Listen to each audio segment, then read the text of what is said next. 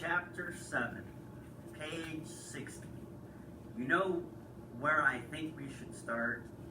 Anna pulled her notebook from her backpack and settled in a chair.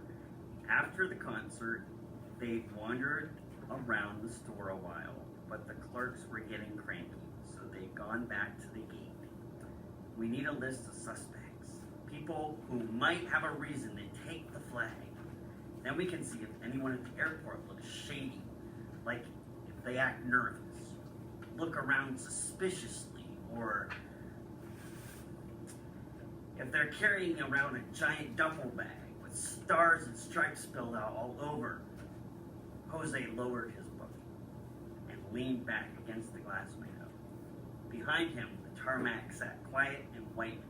It should have been crisscrossing with planes and fuel trucks and luggage carts, but it looked like somebody had spread a big white blanket over it and put the whole thing to sleep. You did see the flag, right? Jose raised an eyebrow at Anna. You know how big it is? It's not that big. It's huge. Sure, but you could roll it up and put it in something. Anna looked around the terminal. Everyone's carry-on luggage was way too small to fit a 34 by 34 foot flag, though. Finally, her eyes rested on a fat red cylinder of a garbage can. It would fit in there. She scanned the hallways. Or it could fit, maybe there really was nowhere else it would fit. Well, Jose tipped his head toward the trash can.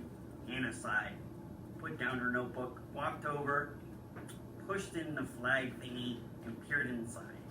Flat thingy. It was half empty and too dark to see anything in there, except a partly eaten cheeseburger and some scrunched up napkins. Halfway down, she smelled onions. No flag. Anna popped back down next to the boys and huffed. I wasn't saying it was there, just that it could have been. But it's not. Jose turned a page in his book. Anna fought the urge to grab the book from him and fling it out the window into the snow.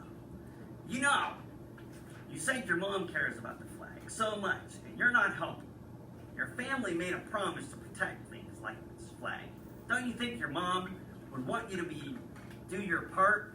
Jose looked up. She'd want me to stay out of trouble. Besides, there's nothing we can do. Not really. He held up a finger.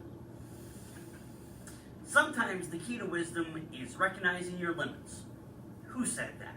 Anna asked. Shakespeare? No, my mom. He went back to his book. Can't you guys at least help me brainstorm? Anna flipped her notebook, open to a clean page. See that guy hiding in the alley? You gotta take him out first, otherwise he'll sneak up on you while you're chasing the other robbers. Try again. Henry handed his super game Prism 5000 to sit in, reached for the bag of chips they'd pack up after the concert, and turned to Anna. Want some? No thanks. I don't want to grease spots all over my notebook. Anna wrote possible suspects at the top of a clean white page. The police thought that the flag thief might be an inside job, that someone from the Smithsonian might have been involved. First on the list, she wrote, security guard. Who else? Anna looked around. Had anyone been acting strangely here at the airport?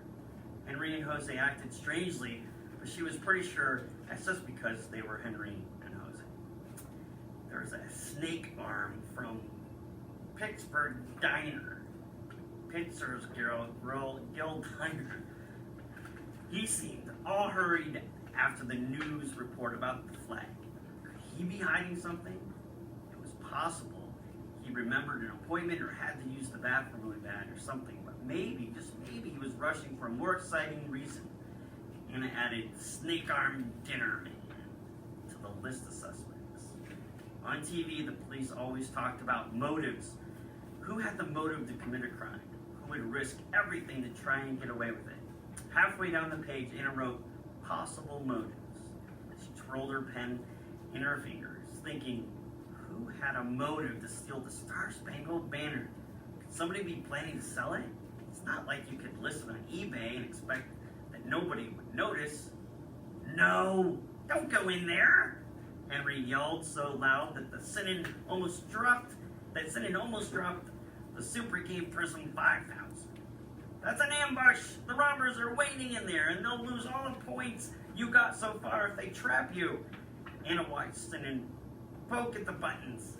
The bank robbers in the game were easy to figure out. If they wanted money, why would somebody want a huge flag? Anna saw a documentary once about this guy who stole a famous painting from a museum. Way too famous to sell in the public or he'd get caught. But he had this other guy all lined up to buy it already. A private collector who loved the painting. Really, really loved it and wanted it in his mansion so he could see it every day. What if the person who took the flag stole it because he or she loved it so much? Anna was thinking how to write that on the motives list when she heard a man in the next row of the seats raising his voice as he spoke into the cell phone. No, it's not all right. It is not understandable. Not by any stretch of the... No, just fine, I'm listening. Anna sat up, straightened so she could see over the seats between the world's greatest grandma and a man who had fallen asleep listening to his iPod. Sat Jose's father, his phone pressed tightly to his ear, his brow furrowed, and his face blotchy red. That's ridiculous, he said. No, how could they even?